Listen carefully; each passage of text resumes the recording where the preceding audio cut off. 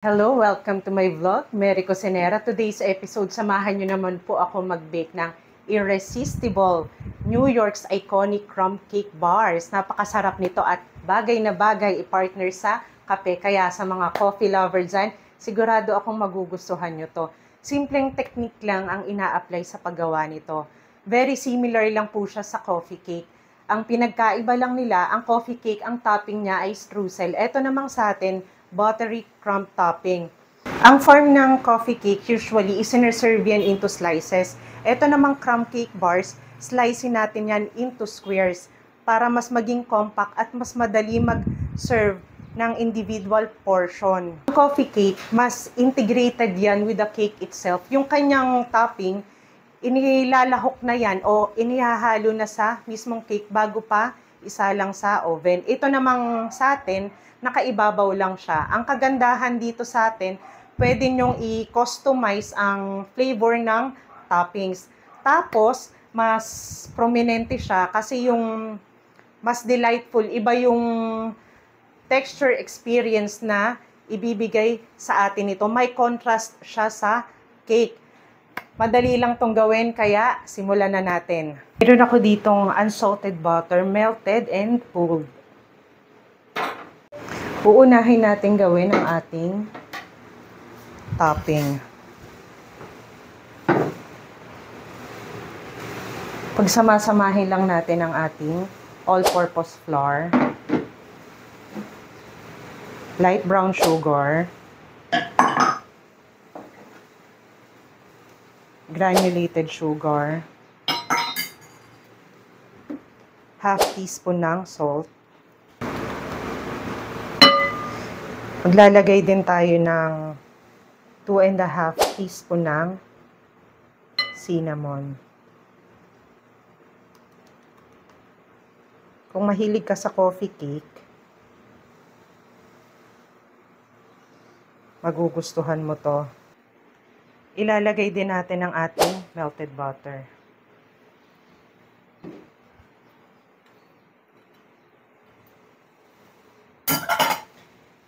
Mimix lang po natin to hanggang mag-form ng moist clumps o magbuo-buo na siya.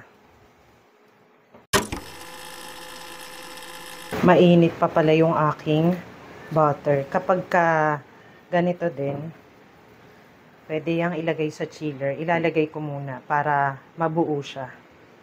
Eto, dyan muna siya sa chiller hanggang sa magbuo-buo na. Mga ganito kalalaki. Ayan. Don't worry dito sa mga maliliit dahil pwede naman niyang buuin. Gagawin na muna natin ang ating cream cake. In another bowl, mag-sift tayo ng ating dry ingredients. All-purpose flour. 1/4 teaspoon ng baking soda. 1 teaspoon ng baking powder, half teaspoon ng salt. Sieve natin para ma-break up ang lumps. Then, whisk.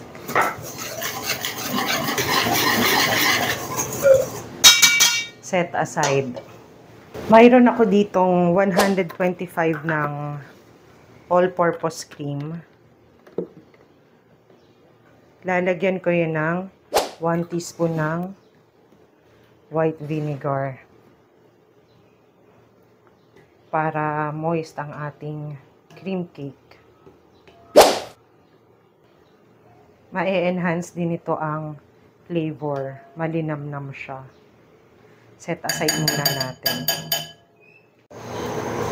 Dito sa ating mixing bowl, ilagay na natin ang softened na unsalted butter.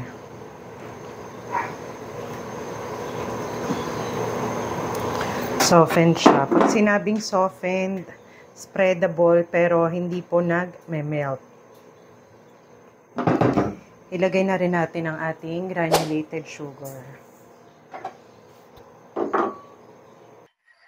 Creaming method lang ang ating gagamitin technique dyan sa ating crumb cake bars. I-cream lang natin yan hanggang sa maging light and fluffy na for 3 to 5 minutes. Medium to high speed po. Pagka ganitong light and fluffy na, mag-add tayo ng eggs, 1 at a time. 2 large eggs po, bali ang ating ilalagay. Huwag nyo din kalimutang mag-scrape ng bowl. Okay, nag-scrape na ako ng bowl.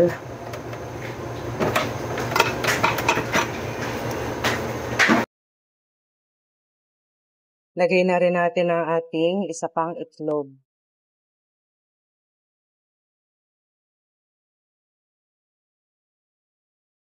Continue beating lang hanggang sa maging incorporated sila. Lagyan din natin ng vanilla, 1 teaspoon. Okay, well blended na. So, patayin ang mixer. Bunutin na natin.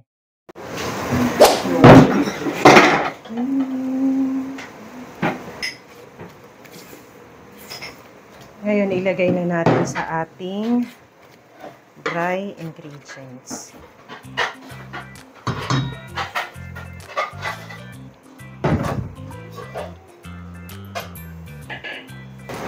Fold naman po natin ngayon gamit ang ating wire whisk. Ngayon, ilalagay naman natin ang ating all-purpose cream mixture.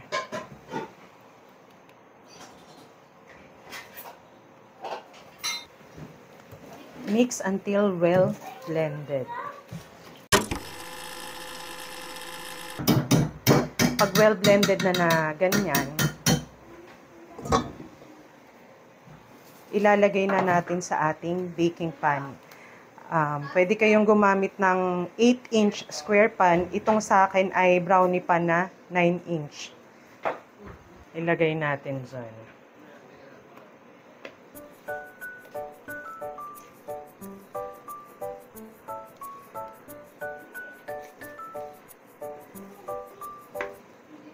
Nag-preheat na nga po pala ako ng oven, 325 degrees Fahrenheit.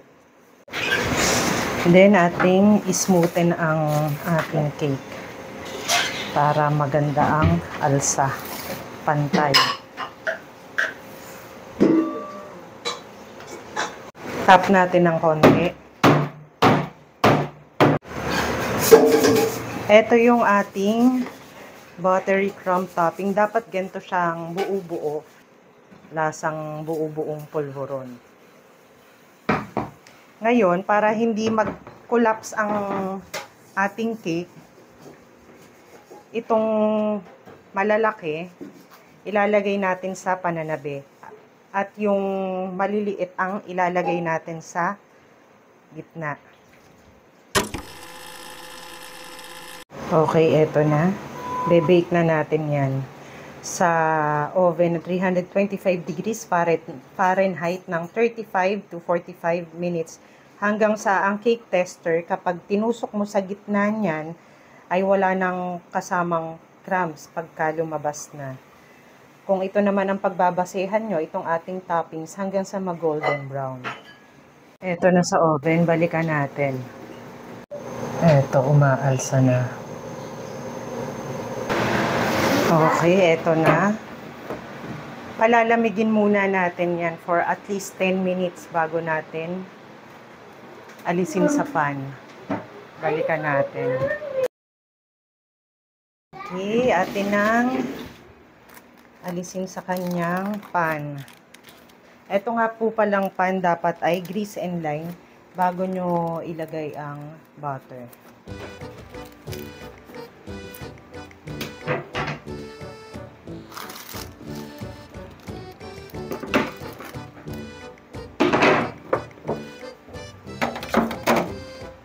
Init. Huwag nyo kalimutang mag-subscribe at mag-hit ng bell button. Ay, excited na ako. Magtimpla ng kaping barako, na-miss ko talaga to.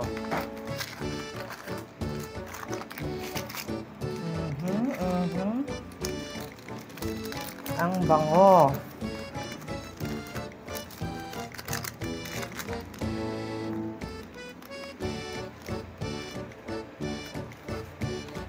Mm. Da, da, da, da. Da, da, da. Okay, then slicein natin sa gusto nating size. Square po. Slicein natin into square. Pwedeng palamigin nyo muna para mas maganda yung pagka-slice nyo. Pero gusto ko na kasing kumain kaya slicein ko na to.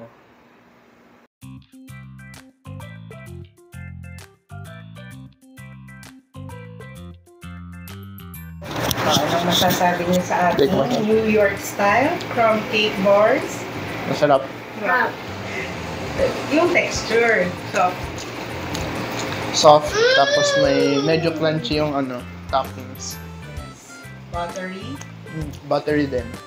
Masarap ba? Sobrang tamis ba? Masarap.